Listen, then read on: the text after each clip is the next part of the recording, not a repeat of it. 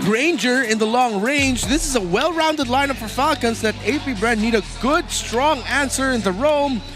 I think they just park Lord JM the EXP, then pick up a Kufra. If they're gonna put this Badang in the roam instead, then your EXP needs to be something along the sides of a glue. I'm leaning more towards a glue instead more than the CC. What if they go and get the Hylos yet again from yesterday?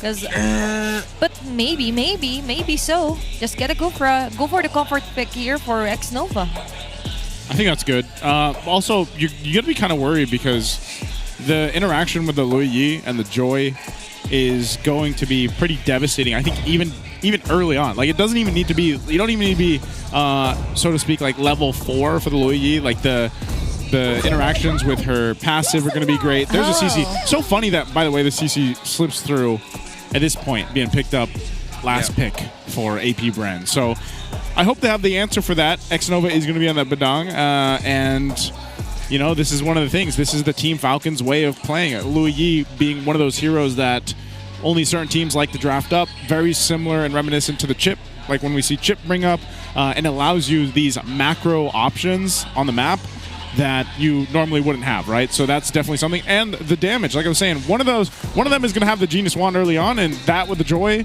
working together is going to be doing quite a bit of damage early on. Let's see if there's going to be a huge adjustment here for Apbr as we finally see Lord JM playing one of his signature heroes. But for the survivability, yes, you have that Jushin as well, not easily picked up. Both onto the Purify, by the way, with the Harith here for Shizzu. But let's head over onto the Land of Dawn for match 1, game number 2. Team Falcon still eyeing another game win to secure a match point before this week ends. This is going to be a very demanding game for both the CC and Badang of Apbr. With Falcon showing a Kalea Loyi combo. As long as Ogwin really just times his entries and respects the trading in the center of the map, then Falcon should be okay, giving even more difficulty to Aqua and X-Nova. Yeah, and so far here for Apbr, they just need to somehow capitalize here on the early phasing of the game, which just went great actually for game number 1. But for this round, I do feel like they have the answer ready here on the Ferds by Lord JM getting the CC. But looking forward here for Team Falcons making their way onto the bottom side.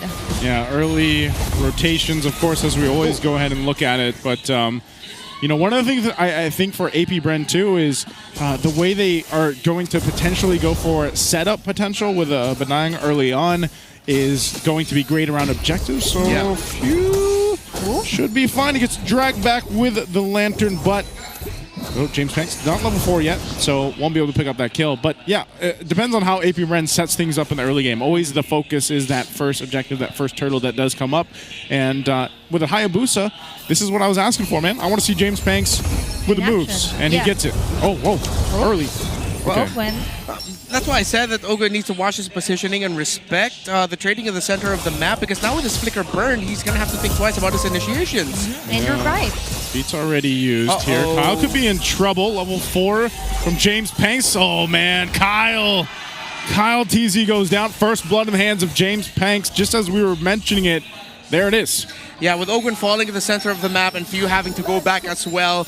Because he was helping Ogwin, eventually the biggest victim of that all was Kyle TZ. He's going to be out of his rotation timings. And I think Apbr... Okay, Falcon still might be able to contest this next turtle, considering that Ferds was able to find priority. Good curtain call! Curtain call again.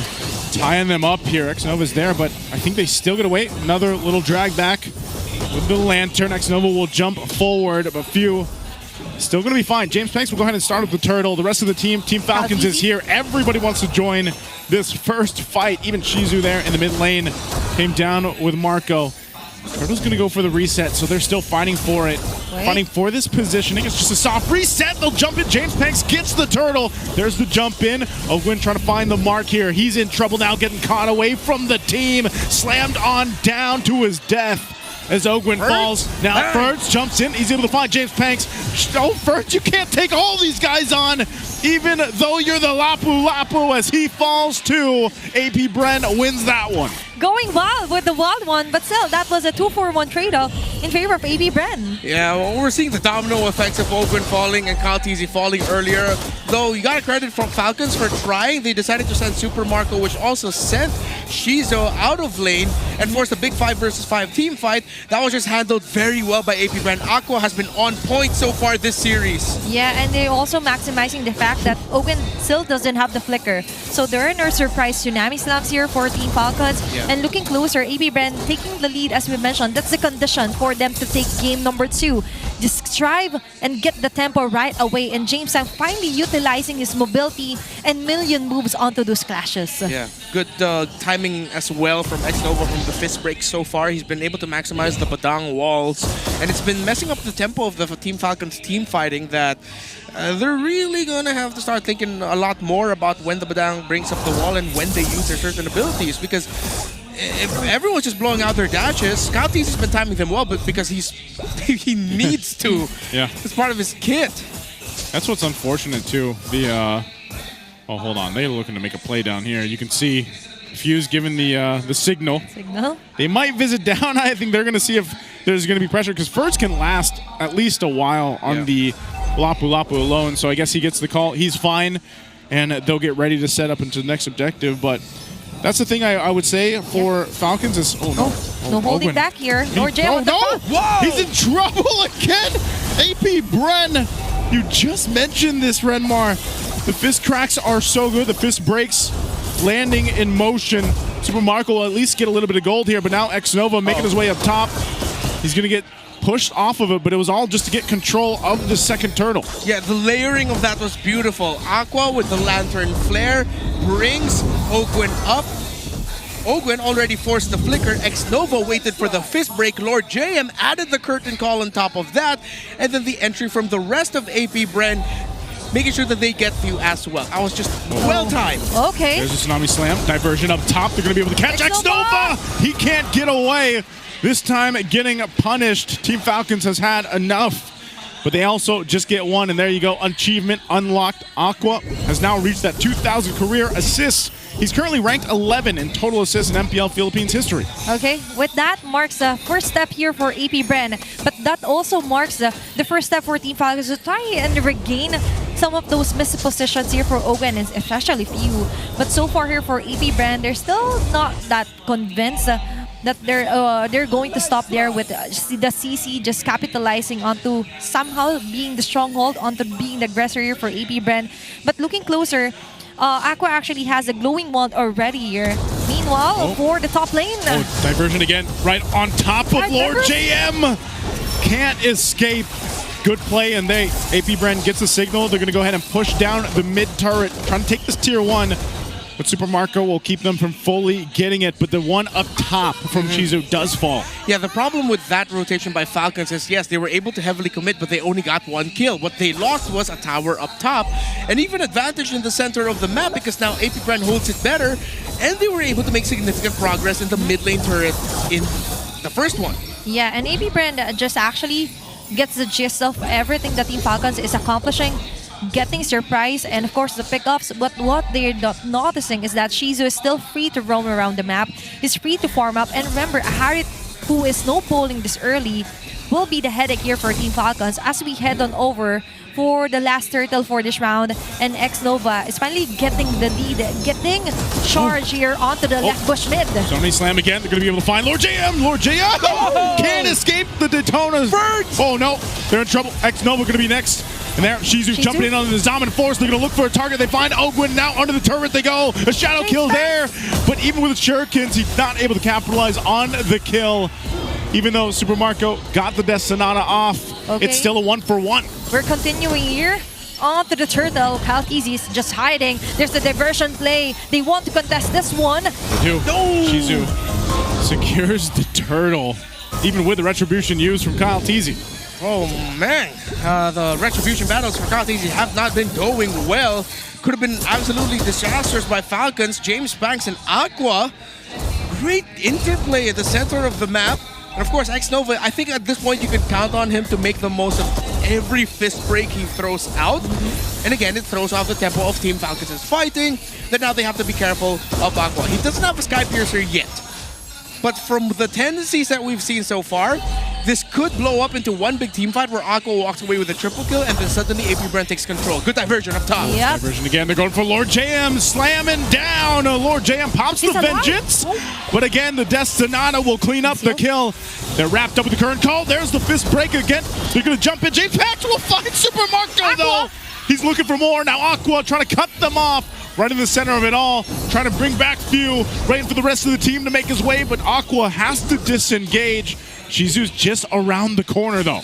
You know my secret MVP there was actually Lord JM, because he got to toss out the curtain call right before he died. And that's why James Banks and X-Nova were able to eventually catch up to Super Marco. And at least he was able to somehow make it easier for other members to go for the counter-attack. And basically, that is what we want for Lord JM. Just try to think of the bigger picture for Apbr. And looking at the bigger picture, actually, they're not really lagging behind. They're actually on the lead with 3K gold net worth lead here against Team Falcons. And not only that, they were able to shut down Super Marco this early. And that's just the proof that we need that there's certain adjustment has been met here for Apbr. Falcons needs to be careful a little bit more with their timings. I like how they're committing, but seems like overcommitments here and there while Apbr still continue to play clean and solid. Again, this is, I feel like what we're seeing is a lot of the bleeding effect of the Coach Panda fundamentals delivered through Aqua. Oh, look at James Banks! Few's in trouble. Oh! A sliver of health. Good thing he got the jump there. James Banks using that shadow kill, but hey, this is their opportunity now to go ahead and start the Lord. Few went back. He had to burn the flicker too. He still got the diversion, so he can go ahead and join this fight, and Apbr won't commit fully to the Lord. Okay, that's a great action or decision here for Apbr, knowing that there is still a diversion play here for Few. Even without the flicker, they could go for miraculous plays. And as much as we want to see Super Marco on the front, you would want to protect him. You have a kind of a formation here that's too scattered for Team Falcons, which is why they're still struggling under the CC taking charge here for Apbr. And now the Lord might be continued here for Apbr, or they just might let it go. Okay, look at this formation by Ogwen and KyleTzy. They're going to be coming through the mid. There's a diversion that's going to show up. I think Few's going to look for vision first or try to bait out a reaction from the side of Apbr. Ferds is the one holding at the Lord pick. Quite risky here with how far Ogwen is, but he'll be able to join in quickly with a flicker and conceal combo. But Falcons are a little bit too spread out right now. They have to manage minion waves first. Yeah, and they've got their actually first, especially holding onto the pixel bush and the left mid bush. That's a really important positioning here for X-Nova, just to try and prevent the sandwich play that Ogwen is trying to accomplish. But right now, Few is also here. They could go for the diversion, honestly. And as I mentioned, right on cue, just a vision. Little fake out there. Ogwen jumps in. Tsunami slam right there. Marco lined up with a fist crack again. X-Nova could be in trouble. He can collapse down. Shizu drops down with his dominant force. X-Nova is gone. Ferds gets the double. And now Apbr losing two are back on the heels. They got KyleTzy out though, so Team Falcons can't get the Lord just yet. They're going to be able to get the tier 1 in the mid lane. But they still suffered a bit of a damage there for Apbr. Yep, Apbr still might be able to threaten in the map. Because I think Falcons were able to eventually take the tower, because with KyleTzy falling, if ever Falcons didn't get anything else after that, that still would have been a win for Apbr despite them losing two. So now Falcons, okay, they have one target checked out, but now they have to respect this Harith even more. 4-0 and 1 is a standing of Shizo. Very close in terms of the goal between the Granger and the Harith. And the Harith is well and definitely unlocked. So Falcons, next engagements, need to really think more about the Juicin and the Harith. Yes, Lord JM is a very appealing target now, but at this point, the ROI that you're going to get through taking out the CC has hit diminishing returns. You're gonna have to really get the Juicin and the Harith if you want to give Apbr a difficult team fight. Yeah, you need to think of that AS. And now for Apbr, you just have to watch your back, right? And Team Falcons on the other hand, they really watch that left bush bit. That so far, they were able to get two members out of Apbr. Now we're going in onto where Ogwen is trying to play it safe here for KyleTzy. Just let Apbr start the Lord. As we all know, they will just reset it. There's still the threat here for the diversion. And as you were mentioning it, Ferds is still on the intel here onto Apbr.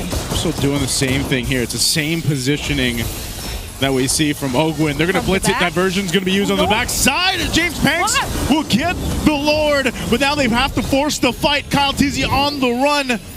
And oh my, Ferds is gone. Now Ogwin is in trouble. Aqua goes in with a beacon. He's going to chase him down. He has enough. And there's the Skypiercer Proc 2. AP Bren will take the Lord and take 2 from Team Falcons. And they're complete here. The Bees are doing it, just marching their way onto the middle lane. And on the bottom side, it's going to be the Lord. There now is the problem here for Team Falcons. Shizu